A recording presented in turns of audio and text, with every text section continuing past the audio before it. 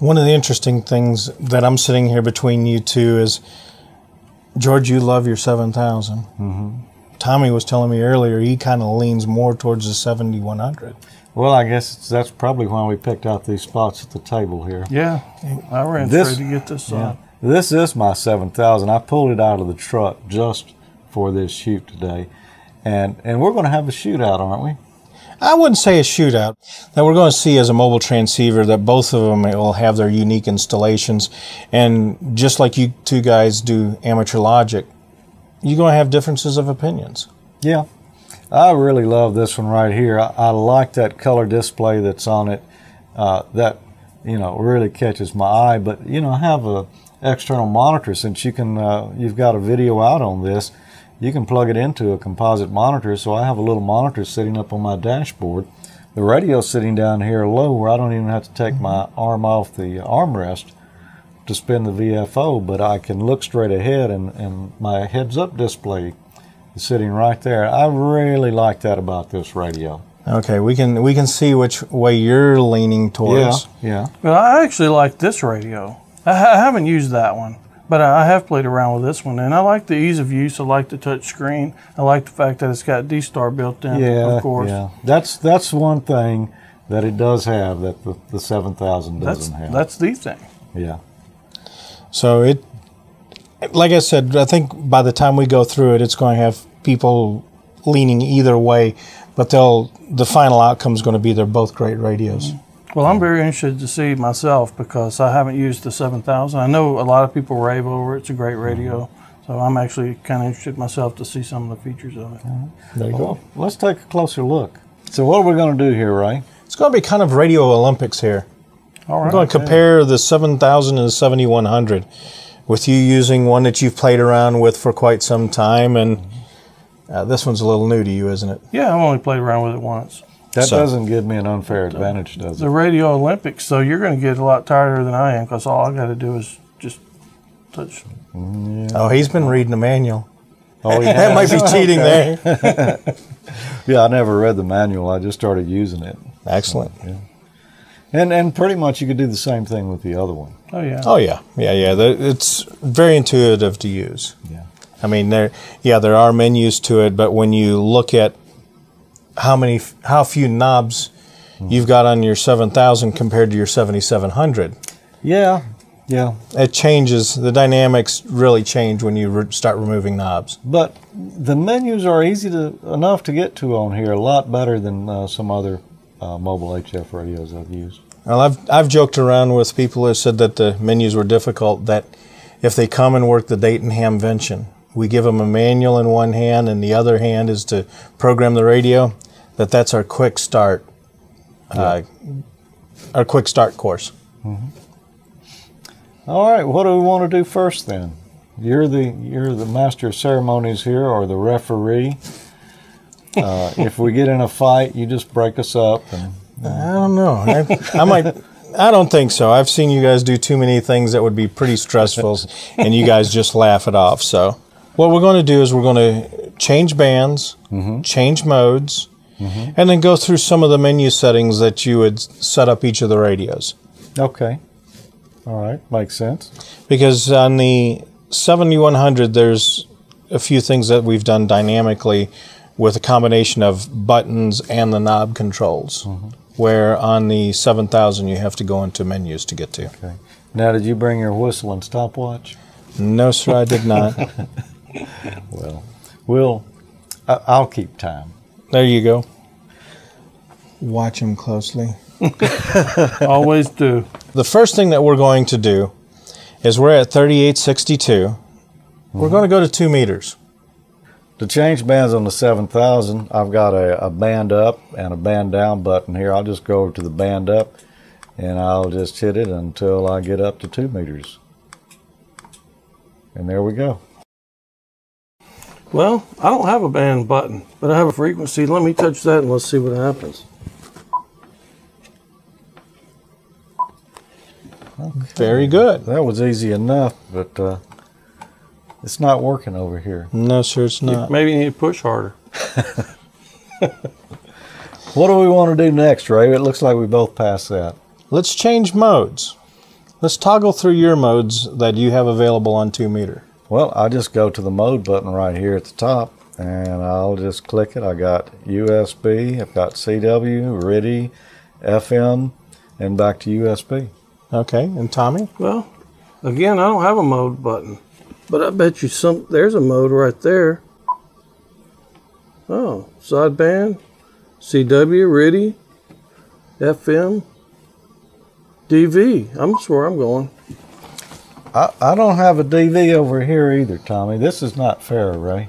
Well, this is one of the enhancements that the 7100 has over the 7000. Is D-Star is built into the 7100. So it's not an option, it just comes with it. It comes with it.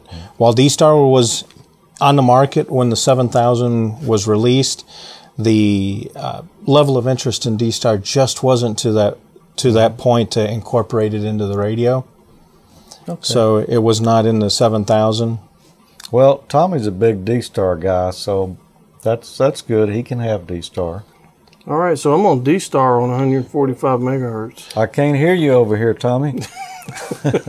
Now, there is one thing, Tommy. George right now is on the screen that shows every bit of information when you transmit. It'll show compression, the ALC, as well as the temperature. The 7100 has that capability as well. You've already got the great ideas on how to get it. You just change it to ALC. Oh, cool. Now push and hold it. Oh, nice. Everything. Can you go down? Now, that's pretty slick right there. SWR. So you've got everything down this edge. You got SWR over there? I have SWR. SWR, compression, ALC. My compressor, I'm not running any compression, and I've got my ALC, and I've got a power meter over here too. Yeah. Now there's a couple of additional things that you have on yours. You've got your voltage, your temperature, which is the same as the 7000, but you also have your current. Oh, cool. Oh, nice. Yeah, voltage and current, that's nice. Yeah. Now here's going to be a challenge. You want to set up your microphone audio on the radio. Okay, to set up the audio, I think I need to go into the menus. If I push the menu button once, it gets me into a set of menus here. Now, transmit audio or receive audio do we want to work with? Transmit audio. Transmit audio. Well, I've got the compressor right here, and I've got the Vox, and I've got transmit bandwidth. Okay. So I can get to all my transmit audios. Go ahead and tweak your transmit bandwidth there. Okay, well, I just hit the button. As I hold it down, I'm going between narrow or wide or mid. So I can set that to wherever I like it. Okay. But there's also another part where you set your highs and lows for your roll-off. I want to set my upper and lower frequencies on my transmit audio here, so I'll hit the button up here to go to set mode. Then I'll press the QS button, and I've got several options through here. I can scroll up and down through the different ones there. I've got mic gain. Or right here it's showing I'm on single sideband. Transmit bandwidth is wide, and I'm looking at the lower frequency, which is 100. I can scroll that up and go as high as 500. And one of the interesting things, Bob Heil says that on the 7000 he's found a sweet spot. Do not go below 300 on the low end roll-off. Really? Yes. I'll have to try that. I've been getting good reports just like it is, but I'll have to try that and see how that works out. And I'll press it one more time and it goes to menu number 4. And here I can set the high frequency. It's currently at 2900. I could roll that on back as low as 2500 when I'm on wideband here. That's I correct. assume these numbers are going to be different if I'm on narrow or mid. Yes. I'll have different cutoff frequencies I can use. And if at any time you forget what the default is for it, that's what the DEF button's for. Put you right back, so you don't worry so much about messing something up. You can always get back to the starting point. Go back to the safe zone. If I go to the main here, each time I push after that, I get a different set of menus. Here's one called filter, and I can hit right there. And actually, I can switch through the 3 different filters that I have set up in here, and each one is a different bandwidth. This one right here is 3.6 kilohertz wide. If I hit it again, I go to one I have set for 2.4, or for those times when there's somebody right next against you, I can drop on down to this one at 1.8K, and you can see I've used the twin passband tuning here, and I've tuned off just slightly to the side to notch out a signal that was bothering me the last time I was in this mode. But we're on AM now. Wow, that. Oh, what I did, yeah. Oh, memory channels. I'm in memory channels. Okay. It's almost like you've used that before. I'll never tell. But one of the nice things with that filter, on any of the buttons here, let's go ahead and get out. On the filter, you momentarily push it, it changes and it will show you very quickly. Mm-hmm. If you use the passband tuning, you then get to see what you're doing momentarily. But if you push and hold, you go into the filter set mode, and then it just stays there until you get what you want. Now, one thing with making those adjustments, go ahead and really narrow it down, George. And there again, this will be on the 7100 as well. You've narrowed it down basically to a 0 filter. We're going to back it out just a tad to a 100 hertz filter. I've heard people comment to me that they hear some noise up and down the band. That filter's still out there wide. There's a difference between this 100 hertz filter like this, or we'll go to filter number 2, and then there's a difference between that filter and that filter. Which one do you think is tighter? Well, I would think probably this one with the green, but I could be wrong. Which one is tighter? You're right. I am. Yes, this is just shifting 2 filters that are 3.6 kilohertz wide. So you're going to hear the side activity. But if you switch over to this filter, you're not going to get as much of the side activity because that's a real sharp filter. Okay. Don't feel left out, Tommy. Yours does the same thing, but you don't get the pretty colors that George has. You know, I can't hear those colors at all, so it's not going to bother me. Also with the filter, you can change it from sharp to soft. Right, with this button right here. And soft means the edges wouldn't sound quite as rough. It'd be a little smoother, where sharp is just a real sharp passband. It is a real sharp ringing. It is real sharp. It's more of a digital type filter, so you'll hear some artifacts. I wouldn't quite call it ringing, but when you go to soft, it's going to roll off the harsh edges, and it will have more of an audio characteristic of a crystal filter. But you still have a very tight filter. At a 2.4 at a -6, it's going to be around 2.0 at a -60, where regular crystal filter be around 1.8 or a little bit wider than that. Yeah. So it really depends on the case of the interference at that point as to which filters you want to use then. Right. Long time listening with headphones, I definitely recommend going to the soft filter, especially if you're working pileups or contesting with it. Yeah. And one thing to your benefit, the guys that went on the DXpedition BS7H, where they were on the wooden platforms on the rocks, they used 7000s. They did. I worked that one. Sorry, Tommy, no one's taken the 7100 yet. Not yet. Not yet. Now, Tommy, let's change filters. Okay, Now, let's not change the settings, but just change the filter. Okay. No, I'm in DV mode. Let's go to sideband then. Okay.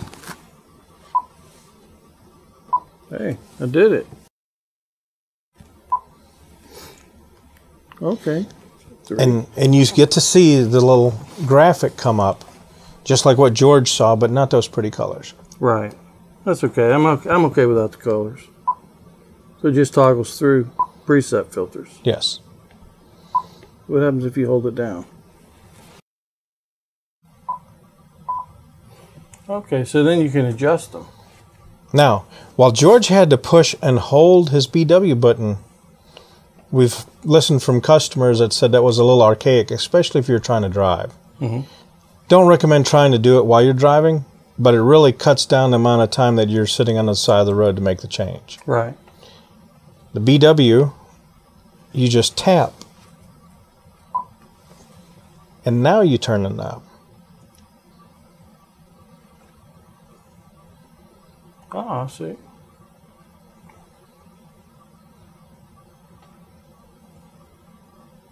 We'll get them down there, won't it? 50. Nice. And I see we've got a default button as well, so we can go right back to where. You push and hold the default. It wants to make sure you really want to do that. Okay. Yeah, here's the confirmation beep there. Now, like George's, you have your passband tuning. Now you can make the adjustments. Okay. Well, that's easy enough. The 7100 is going to look and feel a lot like the 7000 when you get into some of these settings. As we're showing on the 7000, you have the graphic display. It's a little bit easier to see on the 7100 because you have your memory channels, your scope, and your SWR. You can change the span by... It's you have to start it for sweeping? Yes. And then you can change your steps on how wide it is. Okay, 2K, 5K, 10K. George, a couple more menu things that we want to compare here is going to be, really depends on what mode you're in on the 7000. We have a smart menu system, so the set mode changes based on the mode that you're operating on. Let's go to the QS. All right, so my first menu choice here is RF power. I come down and I've got mic gain. Right. And of course below that I've got my transmit bandwidth. So if I'm on mic gain, it knows that I have a mic gain since I'm on lower sideband. That's correct. So if I change modes to CW, you noticed it went to number 1, which is your RF power. That must mean there's something different about this. Yes, sir. So I come down then and I've got key speed and CW pitch, side tone level. Everything that has to do with CW is now in that menu setting. Now if you hit the mode button one more time, you've got RTTY, then it turns your twin peak filter, your mark in space. Frequencies. Yeah. Now let me ask you another question. I don't suspect this radio has this function, but I know on my 7700, and I also noticed this on the 7410, is that on both of those radios they have RIDI decoder built into them. Yes, sir. Where you can actually read the RIDI right on the screen, and the 7700 also has PSK31 there too. Oh, cool. Does either one of these radios decode RIDI, or is it a computer function? Yes. Let's go to RTTY mode. Okay. And get out of your set mode here. And go to, I think it's your main menu. Okay, it's going to be your secondary menu. Okay, now toggle through it. There it is. Decode. Decode. Wow. I never knew that was in this radio, right? It just does RTTY. It does not do the PSK31. Now, one of the nice things about the RTTY, and this is because of the DSP technology, you're able to go into the set mode, and under the quick set, twin peak filter is off right now. When you turn it on, it puts an automatic peak filter over the mark in the space. So even in real noisy or weak signal environments, and this is on your 7700 as well, it will peak up those two frequency areas. Wow. And it is amazing the weak signals that you can pull out. The 7100 is essentially the same as this one on the Yes, it does. function. The menu here changes. Because I'm in RIDI. Right. Now if you go to a different mode, Yeah. FM, there's your DTMF. Yeah. Lower sideband, it cuts that out. CW. Go back to CW real quick. And this is something that's in both the 7100. When you go to your keyer, there's your memory keyer. Ah, right here. Yes. Cool. But unfortunately, you do not have one for voice. Are you sure there's not one for voice in here? I want to say I've seen a recorder. I stand corrected. Okay, I thought I had that in there. Cool. You know, I've never taken this rig out on a contest, but now, field day, this could be very handy. Well, even driving down the road. Well, true. CQ, CQ, CQ. Shows how much it's hard to remember every radio that's out there. Well, that's a lot of radios and a lot of features. Yeah. So, yep, you're right, George. You got your mic gain settings. You can name them. Tommy, there's something that Georgia 7000 will do that your 7100 will not do. What's that? So when you go to your manual notch filter, while they both have a 70 dB notch filter, George has two of them. Two of them? Okay, you got one up on me. Now, the cool thing about the dual manual notch filter on the 7000, especially for the CW guys, you can find a sweet spot where you take one notch filter just below the signal that you want to get and the other one just above it. And you'll find a sweet spot because all of a sudden the noise goes away and the signal comes up. And you think that the band has come back, but once you turn those two things off and you hear it go back in the dirt, you'll realize the difference. Yeah. Now, maybe the DSP chipset that is used in the 7000 have that capability of the dual manual notch filters, where the 32-bit DSP that we have in the 7100 does not. But both notch filters are 70 dB of attenuation, and that is a very sharp filter. Oh, yeah. And one of the nice things with them being incorporated into the DSP circuit, it takes it out of the AGC loop, which allows the S meter and the AGC to focus on your desired signal. Oh, yeah. Tommy, go ahead and show them the D-Star with the DR mode. You should be familiar with that from your 51. Yeah. Well, I guess we gotta change.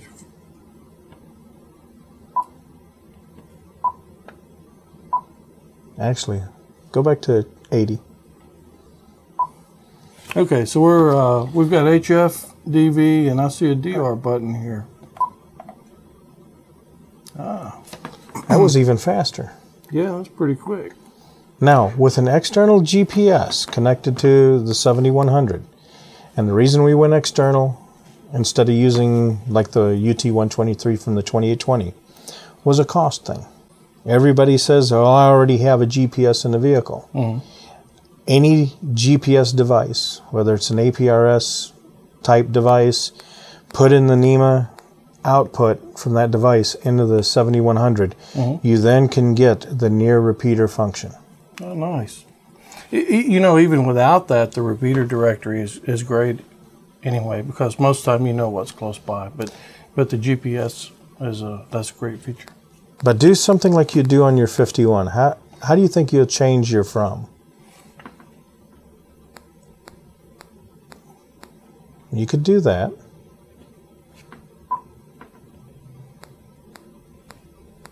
Oh, near repeater. Since we don't have a GPS location. Get the GPS, the list, and southeast. I like that, being able to scroll through with a knob really fast like that. George, this is some of the other things. With the GPS, you can tell it the setting of what you want to use. You can even do manual position. Okay. So if you got it as a base, you can put in your GPS. You can put your coordinates in. You don't actually have to have a GPS hooked up to it. Right. Just in your location. But you can see, this is where you look at your 4 pages. Your GPS position is where I am currently. My receive station, memory if they want to, and it's got our Osaka headquarters, so You can navigate to there. And then alarm if you get into a close proximity of a target area. Cool. Yeah, I'll look at that on my handy talk to you a good bit. Wait, let's go back in there. No, that's what you don't want to do. You don't want it to beacon. Oh, there we go. Okay.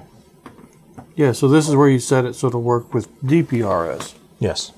I was going to say we need to talk to George. He's getting lonely over here. But he can do all of that with his 880 as well. Yes. But here's where you can set up for your S meter, your mode, speech, the speed. And then this is cool. You got this on your 51. Whether the alphabet is normal, or she'll go N9JA, or phonetically, November 9 Juliet Alpha. Yeah, I saw that. But it's not going to give you your custom phonetics. Well, I think what we have here is a complete draw. I think so, because I still love my 7000, that color display, and the composite video out so that I can have my heads-up monitor up there on the dash.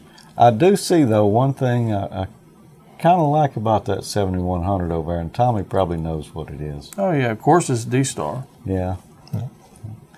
But that user interface. Yeah, oh, the interface is great, man. It's so easy. And that's one of the reasons why we kept both of them in a product line. Some want color, some it's not a big deal. The biggest thing is the cost would have been driven up to add the color to it. So the functionality and everything else was more important than just adding the color. Yeah, both great rigs. I'm going to keep my 7000 a little longer. Maybe there's one of those in my future. I don't know yet. You know, this is satisfying me currently. Yeah. So. Well, maybe one in my future too. I ain't got one yet, but it may happen sooner or later.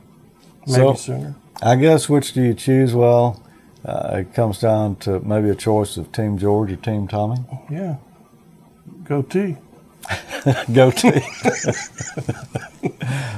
Well, Ray, we appreciate you coming and showing us these radios, sort of in a head-to-head competition here. We called it a shootout, but I think it's a friendly competition. No radios were harmed in the process. Yeah, so no hate mail, please.